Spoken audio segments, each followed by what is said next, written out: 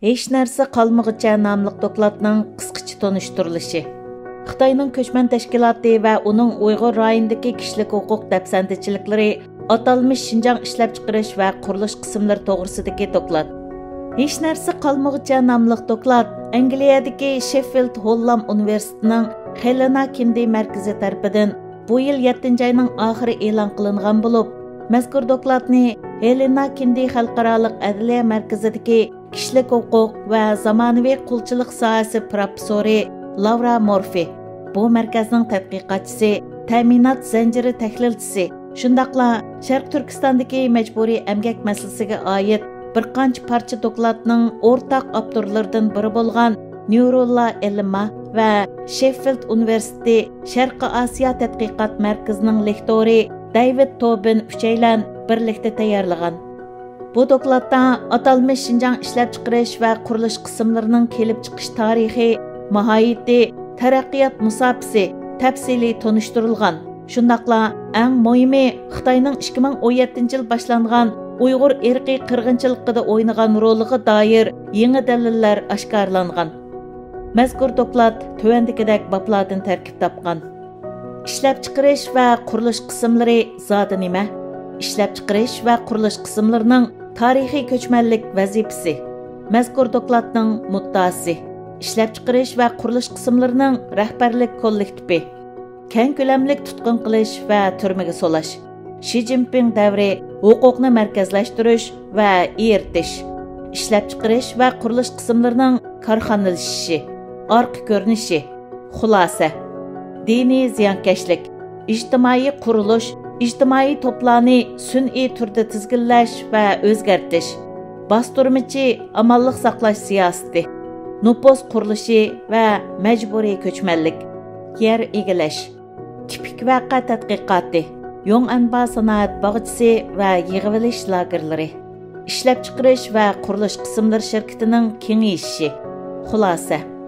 Tipik vaqa tadqiqoti Dongguan shahri bilan ishlab chiqarish va qurilish qismlarining 3-diviziyasi orasidagi qo'shmaq shahar hamkorligi, tutqun qilish davridagi emgak kuchiga o'tkash va janubga kengayish, ishlab chiqarish va qurilish qismlarining majburiy emgak planlarini jon deb qabul qilganligi, tipik vaqa tadqiqoti, tumshuq iqtisodiy va texnikalik taraqqiyot rayoni, ishlab chiqarish va qurilish qismlarining xususiy shirkatlarni yo'lishi, qurilish, ximiyalik mahsulotlar, paxta, ishlab chiqarish va qurilish qismlarining korxona imperiyasi, xulosalar va tavsiyalar, xotima. Mazkur dokladga ko'ra, ishlab chiqarish va qurilish qismlari Sharq Turkistonda faoliyat qiladigan Xitoyning davlat ig'dorchiligidagi yerim harbiy korxona guruhidir. Ishlab chiqarish va qurilish qismlari bir vaqtda rayonlik hukumat, yerim harbiy tashkilot, turma idorasi, taratqu imperiyasi, ma'rif sistemasi, shundaqla dunyodagi eng cho'ng davlat ig'dorchiligidagi korxona guruhidir.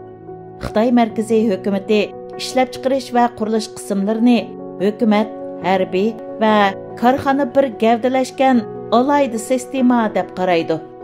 Shu vajidan ishlab chiqarish va qurilish qismlari yerlarni o'zining qilib olishga mas'ul bo'lgan. Shundaqla ham harbiy, ham sanoat kuchlik rolini joriy qildirish hamda Uyg'urlarning e'tirozini bostirish uchun bevosita Xitoy Kompartiyasining oliy rahbarlik qatlami tarafidan ochiq-oshkor holda vazifalantirilgan mustamlika apparatidir.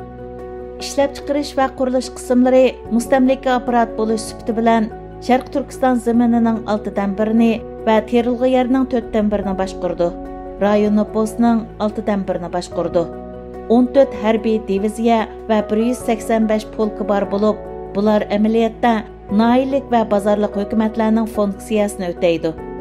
Ilkidagi televiziya va radio stansiyalar to'r taratqu imperiyasi va bir qancha universitet orqali rayondagi bilimlarning ishlab chiqarilishi va aylanishini kontrol qiladi.